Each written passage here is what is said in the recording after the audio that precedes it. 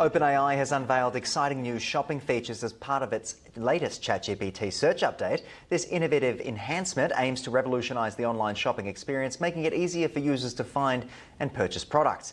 Joining me now is Dr. Karen Sutherland from the University of the Sunshine Coast to break it all down.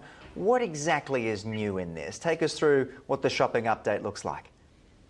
This comes off the back of just the popularity of the search function on ChatGPT. They're experiencing about 400 million weekly searches on the platform. And so I think they're really trying to surpass Google in a particular way. So to get rid of all the ads associated with that.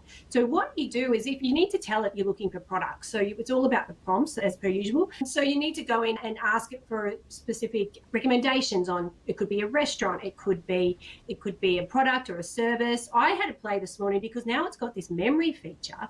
I went in and said, based on what you know about me, what are some products that you could recommend based on your memory of me? And it came back with some meditation apps and some sort of working from home tools and a range of things that it thinks that I might like. Yeah, quite interesting. I think it's another way to find products, and it actually searches websites like Amazon and Etsy and all of those shopping sites in when it brings you back the recommendations. It makes sense. This just makes sense to me, especially as you say, the more you use these programs, they get to know you and use you, but also you're able to find exactly what you need and it's able to give you those personalized experiences. Let's talk a little bit about how OpenAI will actually make money from these product links.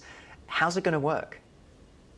That's a very good question, because I think at this stage you can't purchase anything through ChatGPT. It just takes you there.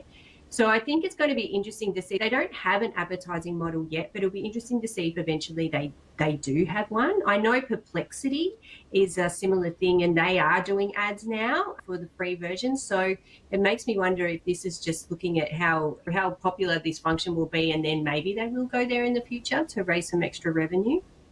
Yeah, interesting. It makes sense that they would be looking to do something like this. But how does it differ from Google Shopping? Is there any major differences other than the fact that we can speak to it in real time? I think it's the lack of ads. So these aren't ads. So when you type in for a product with Google, straight away you get all the ads at the top, and the first few listings are ads. There are no ads with what you get back for ChatGPT when you're searching for products and services, only recommendations based on the web search of the AI. And if you're very specific around what you're looking for and the features, it will go off and find those for you rather than serving you what advertisers have paid for. Yeah, and that's something that I really like to see as well. Nobody wakes up and says, I would like more ads. But is this part of a wider push into search for OpenAI? A lot of people do use ChatGPT for their search functions, for their research and things like that. But are we going to see a sweeping change? Look, I think it's just changing the way that we search. And you can see Google has tried to do that too, now doing the AI-generated summaries of search as well when you're using that on the platform. So everyone's trying to integrate AI more around to make it user-centric. But I think it's the ads. I think people are maybe sick of ads, so they're happier using a tool where you're not served with ads, where you can find products and not have to battle your way through to find something decent. So I think that's going to be the major difference, and people will start to expect the cleaner search rather than being really inundated with what advertisers have paid for that pole position. No doubt advertisers will then work out a way to inject themselves into that space. But lastly, I wanted to touch on this. A survey conducted by the University of Melbourne has revealed that individuals in emerging economies are significantly more inclined to trust AI than those in advanced economies. This is an interesting shift.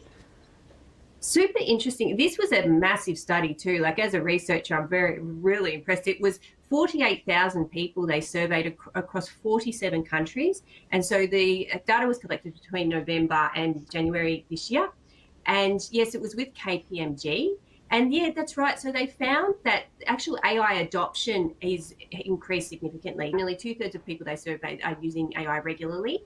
But yes, it seems to be developing countries. 2/3 of developing countries are trust AI, but those in more established countries do not trust it. They're still using it, but they're maybe thinking a bit more critically around its use, which is a good thing. It's good not to overly trust AI and always be that human overseeing what it actually does. Yeah, absolutely. And you and I will no doubt keep talking about it as we continue to unpack a little bit more about this interesting new character that's arrived on the scene. It very much is a new player. But Dr. Karen Sutherland, thank you for your time on the program today. Thank you.